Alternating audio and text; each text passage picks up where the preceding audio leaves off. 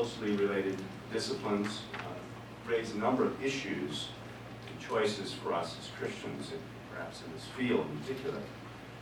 Specifically, there can be significant tensions between the secular and the sacred, or the spiritual, the material, the spiritual, these sorts of things, and the work of caring for people in their souls, as you put it. Alasdair, how have each of you felt this tension, and how have you responded? How have you sought to resolve these sorts of things in the realm of psychology? When I thought about this question, the thing that came to my mind first was the issue of maintaining therapeutic neutrality as a therapist versus maintaining a witness as a Christian.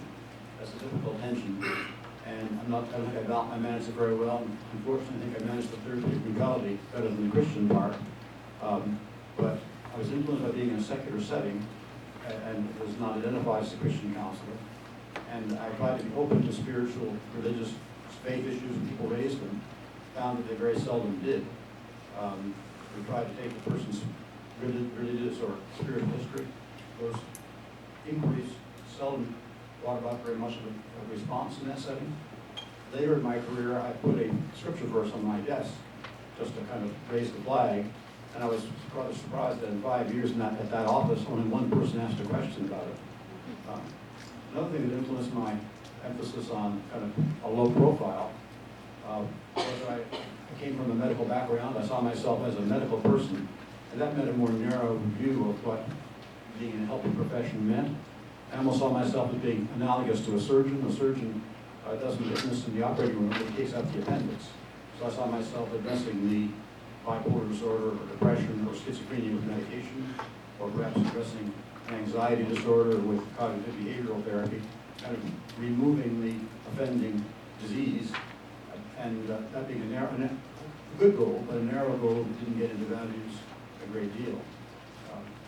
However, obviously that can't be the entire outlook of a Christian, especially when you do counseling too. I became aware early on that it became pretty important to take a stand, for example, in the area of marriage counseling.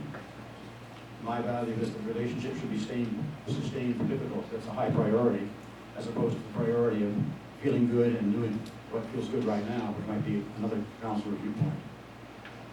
Also, as the issues related to sexual abuse and post-traumatic stress disorder became much more evident during the course of my professional life, I realized that matters such as forgiveness could loom large in addressing those issues, and that was an important value, and basically I think a Christian value. From my own perspective now, I think I'm aware that counseling has much more broad goals than the goals I had, and often the goals of counseling are to achieve happiness, contentment, and meaning. So I think if the goals of therapy are broadened, the need for being value-oriented becomes much more apparent. But there, I think therapeutic neutrality also remains important, and I think the best way to approach it is by the therapist being candid in discussing his views without trying to influence the patient or client to accept his goals. Right. So I'll start with a quote. It's not my own quote, it's by C.S. Lewis, and it speaks to the idea that, the Bible grounds us in kind of a vision for life, but it doesn't always get into specifics, so we do need these other disciplines, and we need other angles to see the world. And C.S. Lewis says, Christianity has not and does not profess to have a detailed political program for applying do as you would be done by to a particular society at a particular moment. It could not have. It is meant for all men at all times. And the particular program which suited one place or time would not suit another. And anyhow, that is not how Christianity works. When it tells you to feed the hungry, it does not give you lessons in cookery. When it tells you to read the scriptures, it does not give you lessons in Hebrew or Greek, or even in English grammar. It was never intended to replace or supersede the ordinary human arts and sciences.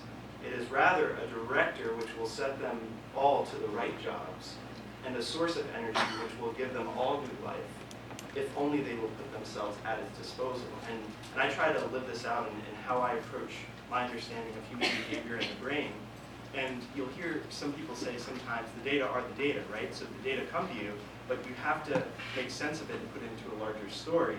And the fact of the matter is, whether you're a person of faith or not in psychology and neuroscience, you will at least subconsciously make value judgments on your data, and you will make claims. And there's a lot of social psychology investigations looking at implicit and explicit racial bias. So why should and then in the discussion sections of peer-reviewed scientific papers, they'll say, well, racism is a major problem, so we must, this could inform policy to alleviate, racial tendencies or whatever. But then that's getting already into the domain of moral knowledge and how to act upon it. So for me, I see it less as like a secular or spiritual dichotomy, but more, Christianity is my grid, and I try to interpret the data in light of what I know, what the Bible tells us. And I'll give one quick example, is that, sin is a complicated idea, and if you try to simplify it, I mean, we like to simplify things, but it's hard to simplify. But I think one helpful picture or metaphor is, and it's not my own, is that sin can be kind of you can think about it, and Jonathan Edwards thought about it this way, that it's kind of a shrinking inward posture of the self, and the self just becomes smaller, turned inward on itself. And Luther and others had this Latin phrase, in curvatus in se, which the self is turned inward on itself, and it's not open to seeing others or seeing God and broadening that way. And the interesting thing, like one example in learning theory and psychology, is that people get conditioned, and they in a lot of ways, their behavior becomes automatized. I mean, you think of brushing your teeth. This is a simple, like, toy example. But you're not thinking of the intricacies of, okay, I got to get back to the molars, now you're half asleep anyway. So the thing is, but that's just a toy example. But think about, maybe not making eye contact with other people or other behaviors that you're not even aware of, that over time, based on your genetic background, but also based on how you're conditioned in your environment, you're going to kind of have this behavioral rigidity versus kind of versus flexibility or openness, and kind of a new area of positive psychology, identifying the traits that make people happy and how people can find meaning. The X factor trait is resilience, or you can call it grit.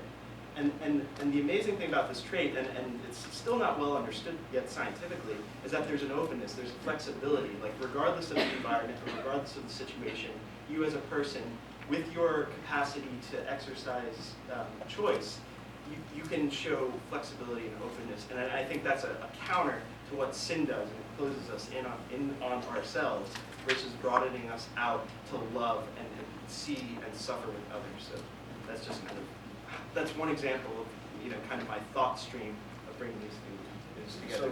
So on the one hand, you have I like how you put it. You have these data points, or you have this data.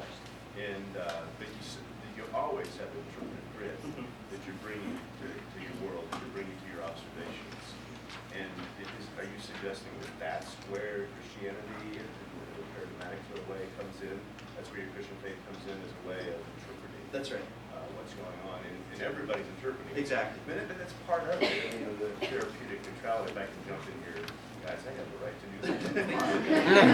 Save this for ourselves. I mean, that's part of what you're dealing with the therapeutic neutrality, which has kind of is like a virtue. Oh, you got to be neutral, as if there is no interpretive grid, which itself is an interpretive grid, isn't it? I mean, it's a relativistic or a nihilistic, interpretive grid. So I don't want to. I want you to go jump in on this. Rich, you're making me wish I'd brushed my teeth this morning. I did. You're too close. That's why I'm speaking. For me, as you put it on, sort of the tension between secular and Christian, faith-based, comes in the probably the most basic form is, who owns the problems in living? Who is allowed to speak to them? Who in sort of the functional structures of how caring for people is set up? Who owns the problems that we face? And there's any number of sort of interesting places where that can play out. I'd say currently, culturally speaking, probably the issue of homosexuality is probably one of the more pressing ones in this field. The the question is that a psychological orientation? Is it a problem? If it is a problem, can it be changed? Whether it's a problem or not, if I want it to be changed, can someone help me? These sorts of things, there is a strong vested interest in churches and in our faith to speak to that. And that's going to be true for people on both sides of that issue. So whether you think it is healthy, normal, appropriate part of Christian faith, or whether you completely disagree and say, no, it's sinful and wrong. Either way, the church and your faith is going to strongly inform your perspective on that. And then psychologically, I don't know if you guys heard about this or if this kind of made a blip on your radar screen, but Governor Chris Christie of New Jersey just signed a bill in the last 6 months, certainly not more than a year, saying that it is no longer legal in New Jersey for a therapist to encourage or treat or help a minor to change their sexual orientation. So I mean, that's just one little place. But the question is, who owns the Protestant movement? Whose jurisdiction? And I guess if I can couch that in a slightly broader historical framework, let me give you a 30-second overview of the last 150 years. Okay, maybe not 8 seconds. But in 1860, if you had a serious problem that was